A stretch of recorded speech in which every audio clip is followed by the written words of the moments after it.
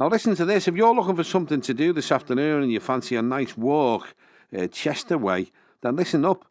The St Olave's Wirral-Chester Viking Heritage Walk started back in 2007, first of all, and it takes place at the end of July every year. And this year, it's going to be the 16th year of the walks. So what do we know about Wirral and Chester's great Viking tradition? Well, the best person to ask, believe you me, is Professor Stephen Harding, Director of Wirral Archaeology CIC. And he's with us today. A very, very good morning to you, Professor Stephen Harding. Good morning, Sean. How are you doing? All right? Okay, yeah. It's just getting ready for this walk this afternoon. So it's actually the second day of the walks. We had the first walk yesterday, which went from West Kirby to Meols, and thankfully the rains held off, and we had a really, really good walk. So we're hoping the rain's going to hold off today for the Chester part of the St Olave's walks. Yeah, fingers crossed. Now, this goes back to 2007 when these walks started. How many have you been involved in? Well, all of them, basically. Right. And I'll tell you a bit about the background behind it. It was about 20 years ago. We launched a couple of Viking books about Vikings in the Wirral and the surrounds, and the launch was at Birkenhead Town Hall, and a couple of the VIPs came from Trondheim in Norway. We had the Deputy Mayor, Liv Sandman, and the Director of Cultural Affairs, Gerhard Dahlen. So they came over for this book launch, and then we took them round Merseyside and Chester, some of the Viking sites. And we came across St Olav's Church in Chester, and St Olav happens to be the patron saint of Norway, and every year the Norwegians and Scandinavians have this pilgrimage that goes to the shrine of St Olav in Nidaros Church in Trondheim, and it dates back to the Middle. St Olav is known as the Viking saint, and he used methods of conversion which probably wouldn't be approved by the Church of England today or the Sunday Schools Association. Wow. That's how things were in those days. But he was like any Viking saint. He was actually killed in battle, and after he was buried, people were visiting his tomb, and miraculous things seemed to happen, healings and things, and a cult of St Olav developed.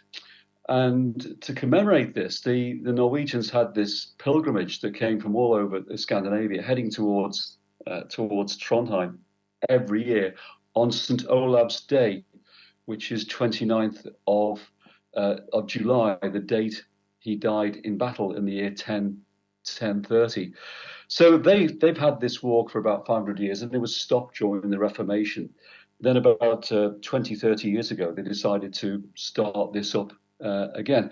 And when we had the launch and these visitors come from Trondheim, when we got to St Olav's in Chester, it's only a small little church on Lower Bridge Street. In fact, it's no longer used as a church. The suggestion was made that we could do something the same here. So in 2007, we had a pilot walk, and then ever since we've been doing it, either heading towards Chester or doing other walks in the area. But what we've done now, we sort of run it over the weekend. So yesterday was St Olav's Day. We had this walk from, as I said, from West St Bridget's Church at West Kirby, which was founded by the Vikings, to Meols.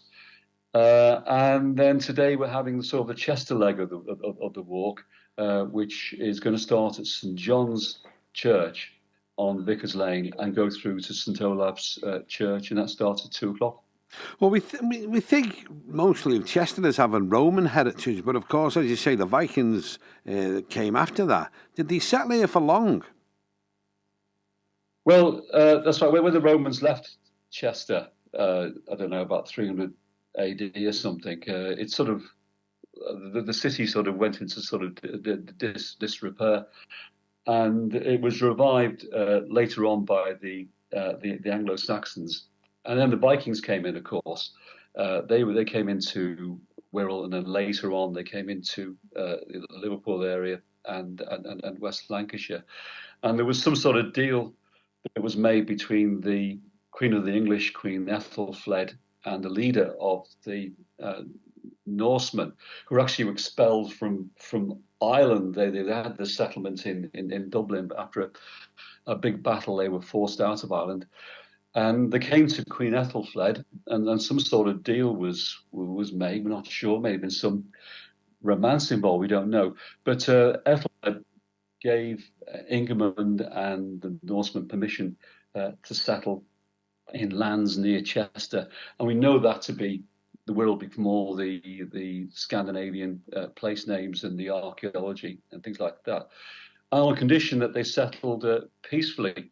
This was in the year AD 902, and they did this for a bit. But as more and more Norsemen came in, the place became sort of overcrowded, no room to farm and things, and this sort of peace pact between Ingermund and Ethelfled, I'm afraid, was broken. And then they started to try and attack Chester. And the Irish chronicles tell us of this sort of conflicts that were going on, and how the Vikings tried to take over Chester, how they were repelled by Ethelfled's people. And it kept on like this. And then the story ends. It wasn't long before they came back again. And then we're not told what happens next. But what we think happened was that some sort of amicable deal was made, because in the 10th century, Chester became a very successful financial centre, with Scandinavians and the Anglo-Saxons working side by side, and that's where St Olave's Church came from. Because I think it must have been St Olave died in 1030, so right. Sometime after that, a church was established, and they called it St Olave after the Saint Honore. We spoke earlier in the year about the Viking boats underneath the pub in Meols. We know there's a Viking boat underneath the tarmac there on the car park. Any updates on that? Yeah, I thought you'd asked that one, Sean. We did a piece 3 or 4 years ago. We did, absolutely, we did. Yeah, that's very interesting. That, so it's definitely down there, isn't it? Well, what happened was that back in February, we finally went down, but not for a full excavation. We went down with what's called augers. These are long sort of metal poles that can go down to about 5-6 meters.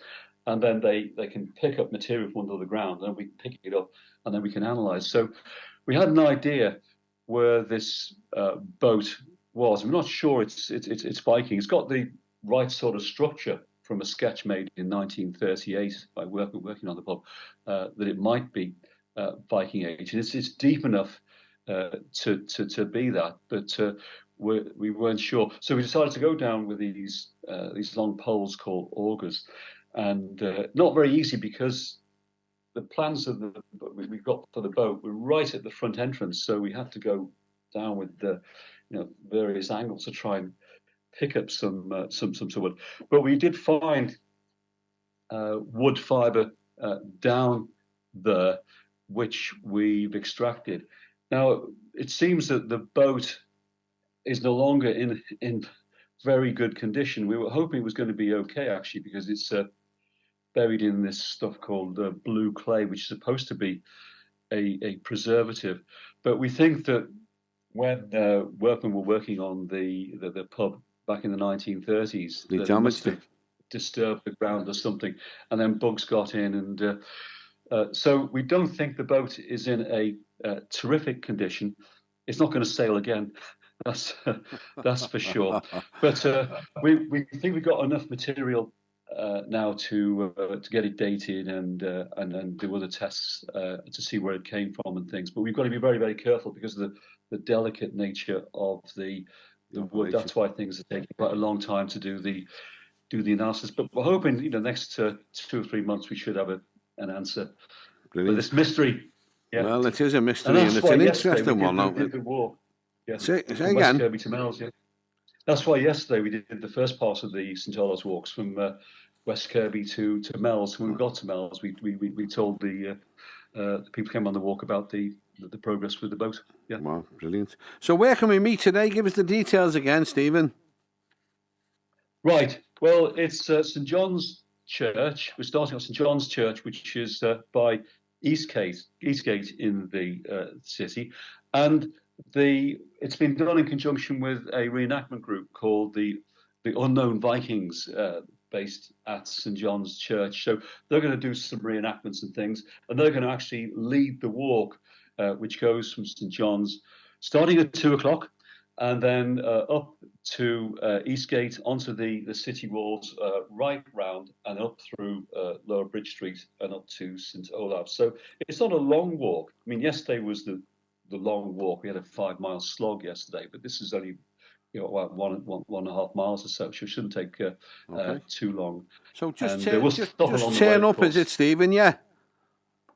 Well, yes. If you come along for 2 o'clock, I think it's going to stay dry. Looking outside now, but bring some rain gear just in case, and bottle of water and things. Yeah, it should be good. Yeah, it sounds fascinating. Listen, thank you so much. It's great to talk again, Stephen, and good luck with all you're doing there on the Wirral. And have a great day today and a great walk. Thanks, Sean. Cheers now. Great guy, Professor Stephen Harding, Director of Wirral Archaeology, CIC. If you fancy it, meet at St John's Church in Eastgate, 2 o'clock today, the walk. It's only about 1.5 miles, but do, as Stephen said, take a cagoule along or something like that, because you might get caught in the shower, but you might not, you might get away with it.